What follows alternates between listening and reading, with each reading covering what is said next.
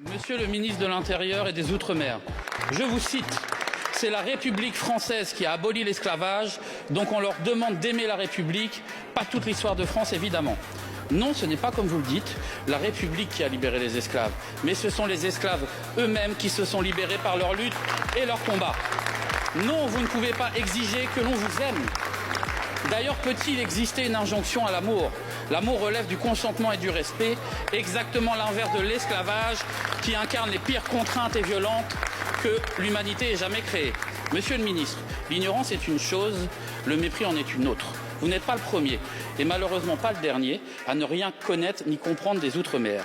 Vous êtes par contre l'un des rares à vous permettre une telle condescendance. Ainsi, je vous le dis comme je pense, vous nous faites honte. En tant que député de La Réunion, je vous le dis comme tel, aux côtés de mes camarades et collègues ultramarins, vous êtes disqualifiés après de tels propos. Lorsque vous parlez ainsi, vous ne représentez pas la République, mais son antithèse.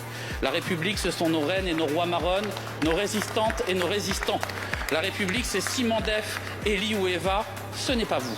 La République, c'est l'esclave romain en Martinique ou le marron pèdre en Guadeloupe, ce n'est pas vous. La République, c'est le marron Boni en Guyane ou l'engagé Bakar Kassou à Mayotte, ce n'est pas vous. Alors, comme 16 de mes collègues ultramarins et moi-même vous l'avons demandé dans un courrier, nous exigeons des excuses au nom de nos peuples, au nom de celles et ceux qui ont lutté dans des conditions extrêmement difficiles pour leur liberté et qui incarnent, plus que vous ne le ferez jamais, notre devise républicaine émancipatrice, liberté, égalité et fraternité.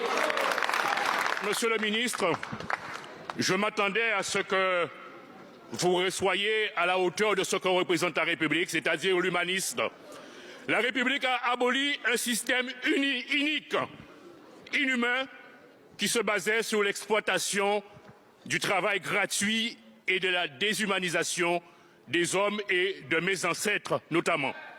C'est ce que j'ai envie de vous rappeler et c'est vous qui polémiquez lorsque l'on vous dit aujourd'hui que l'abolition de l'esclavage, c'est aussi et surtout la lutte des esclaves qui n'ont jamais accepté ce système.